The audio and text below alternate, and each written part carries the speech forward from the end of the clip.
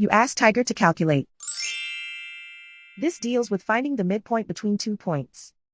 The midpoint between the 2 points is -2.5, -7. Let's solve it step by step.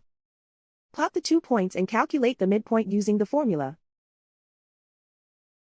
The coordinates of point 1 are x1 equals 1, y1 equals -4. The coordinates of point 2 are x2 equals -6, y2 equals -10. PM represents the midpoint of the 2 points.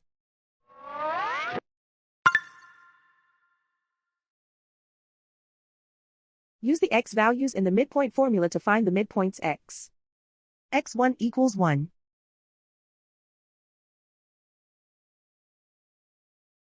x2 equals -6.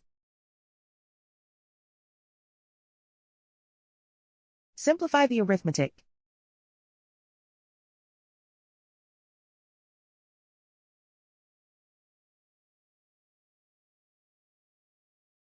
Use the y values in the midpoint formula to find the midpoints y. y1 equals -4.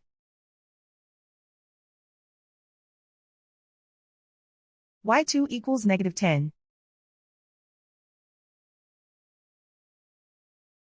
Simplify the arithmetic.